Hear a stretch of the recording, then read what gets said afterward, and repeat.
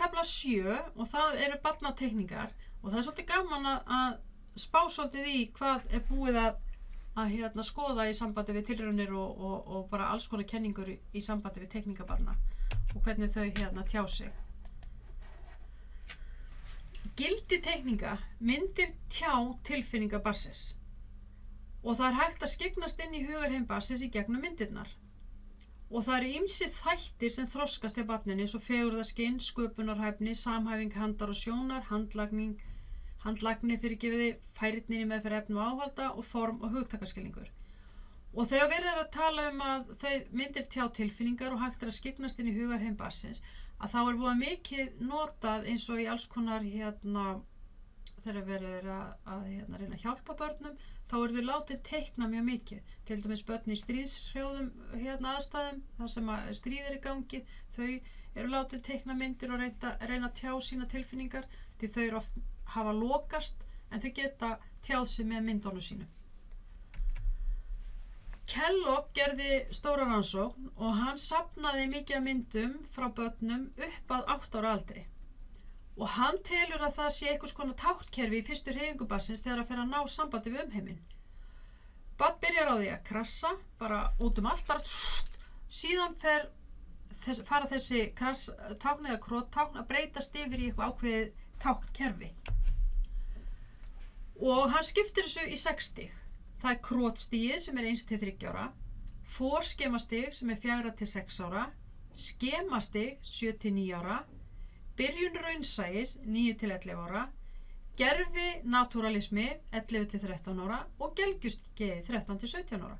Og nú ætlum við að fara í gegnum það í þessu fyrirlestri, svona aðeins það helsta hvernig myndirnar breytast og hvernig myndir eru á hvaða stigi. Fyrsta stigið sem var krotstigið, að þetta er yfirleitt börn á aldrinum 1 til 3 ára.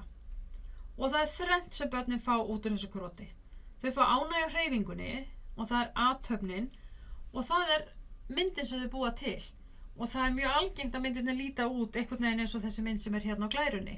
Alls konar krot og annað og stundum er það meira miklu meira samhengislaust í rauninni sem að maður sér út úr þessum myndum. En þau sjá oft ótrúlega mikla hluti út úr myndunum sínum. Rannsóknir sýna að krot barna er þrungið táknum, sérstaklega þegar málskilningur byrjar að þroskast frá því að þau eru sirka 1 árs. Í fyrstu þá er látbragðið eða hreyfingin hluti af teikningunni að láta blýantinn hoppa og þið sjáu það hérna, formin eru opin, en í lok krotstigsins þá fara að koma fram lokuform, eins og þið sjáu líka á þessari hérna mynd að hér er fullt af formum sem eru lokuð. Ég er sko á snertiskjáin núna, eins og þið sjáu það bara djöflast hérna fram og tilbaka, best að kom ekki við neitt. En hér er viðkomandi byrjaður að loka, en hann er ennsamt með fullt af opnum formum. 4 til 6 ára, það er forskemastigið, að táknin hafi ekki alltaf sömu merkinguna. Barnið byrjar á að teikna höfuðveruna, sem er hringur sem út frá ganga 2 strik sem eru fætur. Og það eru flestir sem kannast við þessa myndi sem hafa verið eitthvað með börnum. Og skýringarnar á höfuðverunni er að það er sundurlaus og takmörkuð þekking á líkamannum og minnið bregst. Og þið sjáu hérna hvernig það er hausinn og svo er það fæturnir hérna og svo er eitthvað á milli. Og eins hérna uppi. Skemastigið, þá er það orðin 7 til 9 ára. Þarna er barnið mjög frjálst og óheft í túlkun sinni. Táknin öðlast núna stöðu og fasta merkingu og höfuðveran er horfin. Manneskjan er komið búkhendur og jafnvel háls, eins og þið sjá hérna, það er búk, það er hendur og það er einhvers konar háls eða ekki. Það er engar hendur ennþá. Puttarnir koma í beinu framaldi, sjáu þið hérna af höndunum, eða handleggnum. Og handleggirnir koma beint út frá öxlunum. Fæturnir eru í gleiðstöðu og það eru ýkt, hlutföllin eru öll ýkt eins og þið sjáuð.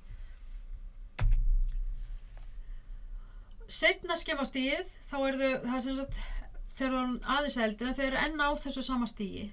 Og barnið teiknar allt sem það veit hlutina og finnst það skipti máli.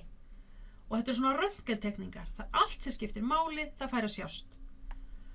Getur ekki teiknað eftir fyrirmyndur. Manneskju snú alltaf beint fram, þið sjáu hérna, hér eru 2 manneskju, það er snúa beint fram. Dýr eru alltaf teiknað á hlið, sjáu þið hérna. Stúlkur teikna oftar fólk, drengir teikna skip, flugvélar og bíla. Skemmtilegt. Síðan fer að koma raunsæistímabilið og það yfirleitt á aldrinum 9 til 11 ára. Samkvæmt PSA börn orðin færum mun flóknari hugsunaraðgerðir á þessum aldri og það sést í teikningunum. Og krafan að myndin líkist raunveruleikanum verður stöðugt ágengari, ekki bara frá fullorðnum, heldur frá barninu sjálfu. Þau vilja að myndin sýni raunveruleikann. Það kemur fram ákveðin sjálfsgagnrýni, þeim finnst myndirnar sínar ekki nógu góðar og alls konar, meðan á fyrri stigum þá fannst þau sýna myndirnar og þær allar frábærar. En þarna þau farin að gagnrýna. Frásagnargleðin minnkar í myndunum og þetta gagnsæi sem var í myndunum, það hverfur. Því það bara að teikna nákvæmlega það sem þau sjá, eins og þau sjáu hérna á þessum myndum. Hér sólin, blómið, tréð, fuglar hérna, út allt, alls konar dýr, allir þessi ekki smali. Síðan kemur gervi naturalismi á aldrinum 11 til 13 ára. Þegar börn hafa náð þeirri færni geta teikna hluti og atburði í umhverfinu á raunsæjan hátt. Þau fara á stig formlegra aðgerða sem samkvæmt PSA, þá fara þau geta beitt óhlutbundinni hugsun. Og kyntáknin verða gjarnan mjög ýkt. Og það eru duldar áhyggjur og vonir sem koma fram. Þau taka ástfóstri við ákveðið fyrirbæri í teikningunum. Þau teikna gjarnan eitthvað ákveðið. Alltaf risaeðlur, alltaf hákarla, alltaf blóm eða þið vitið. Það eitthvað ákveðið sem svona þema í myndunum þeirra. Og þið sjáu þetta hérna eru mjög nákvæmar myndir sem verður að teikna hér. Það meira líf í myndunum, það hreyfing í þeim og það ljós og skuggar sem koma fram og þau byrja að blanda saman litum. Og skyggingin notuð til að fá inn þriðju víddina.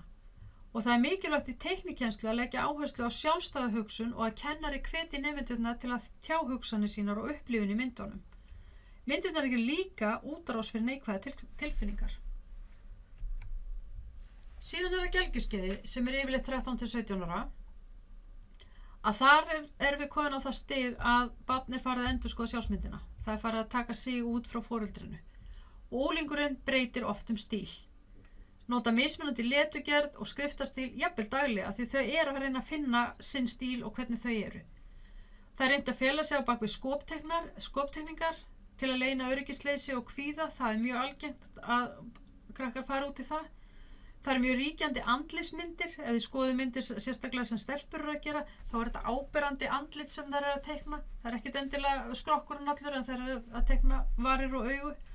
Litirnir tjá tilfinningar og það mikið notað á táknum og slagorðum og þá táknum og slagorðum sem koma úr þeirra menningarheimi sem þau að nota. Greind og teiknihæfileikar. Sum einhverf og greindaskert börn hafa mikla teiknihæfileika.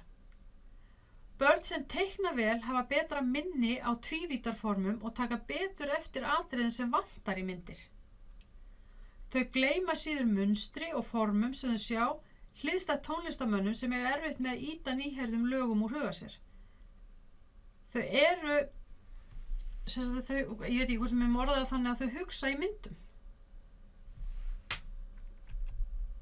Já, þetta var kafli 7 og það þessi 2 kaflar sem eru barnamenningu og teikningar og þið þurfið að vera svolítið með þetta á tæru. Það væri nú gaman ef eitthvað þegar gerði ritgerð þetta eða efni tengt þessu. Takk fyrir.